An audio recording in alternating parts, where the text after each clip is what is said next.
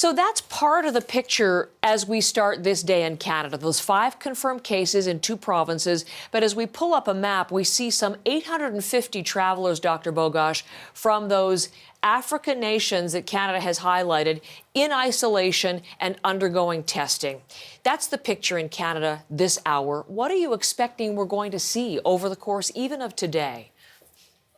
Yeah, I think it's fair to say that with time, it might be over the next day or the next couple of days, we'll probably see a few more cases pop up. And no one should be surprised if those cases pop up either in travelers, but also there may be cases that are detected in people with no connection to Southern Africa. And we're seeing that elsewhere in the world. For example, in Germany and in Scotland and a few other places, there have been cases of this that weren't in travelers, or that weren't in travelers to Southern Africa, where we have travel restrictions. This is the type of thing where the more you look, the more you're going to find.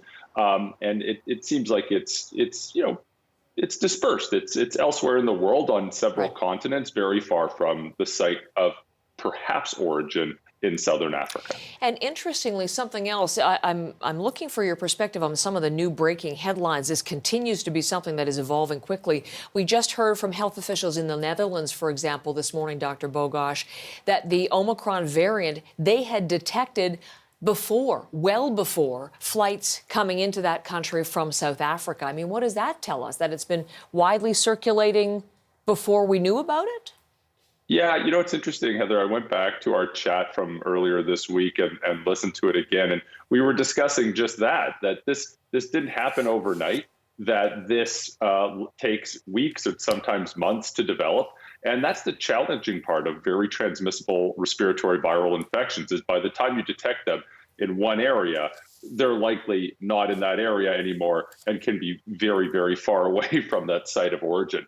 And many of these places, many regions around the world with the capability, are going back to all their positive cases over the last couple of weeks or the last couple of months and looking for that genetic marker that is easy to detect in the PCR test, and then honing in on those to see if those are the Omicron variant. And indeed, that's what we're seeing. Some of this is popping up. So it's likely been around for weeks and weeks or even months and months, and that's what's given it an opportunity to spread this far. So that was a positive, as I've been following in the past 24 hours, that the PCR test still detected, if scientists know what to look for and where to look. But this morning, some conflicting information that I'm hoping you'll help us understand. Oxford University, that developed the AstraZeneca vaccine, or co-developed the AstraZeneca vaccine, just having a news conference now saying there's no evidence so far that vaccines will not provide high levels of protection against severe disease. So that was encouraging. And yet, the CEO of Moderna told the Financial Times in an interview, here's the quote, "There is no world, I think, where the effectiveness is the same level we had with Delta. I think it's going to be a material drop."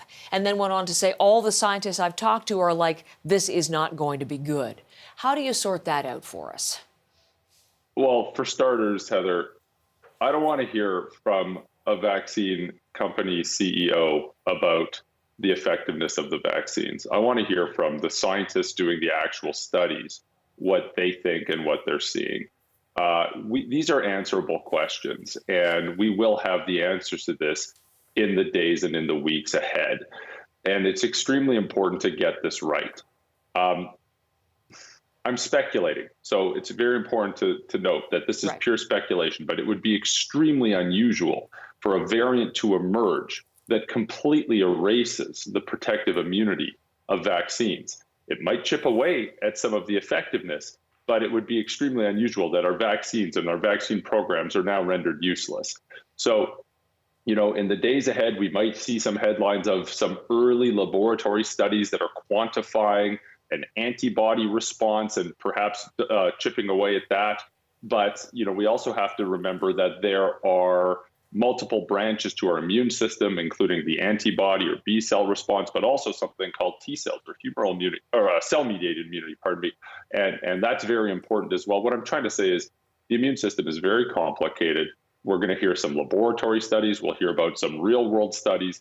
And I think, keyword think, that in the days and weeks ahead, we'll see that the vaccines still likely have some protective benefit. And the key here is quantifying to what extent. That's one my of the best key guess. questions. Okay, still offer, and I've heard other experts say that every reason to believe at this point that the existing vaccines do offer some degree of protection. And that's one of the questions that they're trying to answer, they think, in these next couple of weeks.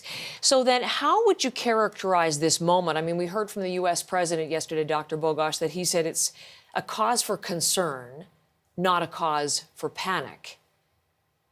Yeah, I would agree completely with that. First of all, I would say that it's never a cause for panic, and you shouldn't be panicking at any situation. You approach this in a rational manner. You approach this in an empiric manner. You approach this with care and concern, and we'll sort it out as we've done so before. Now, I think we have the tools to sort this out in a fast and efficient manner if we truly work together and have a global coordinated effort.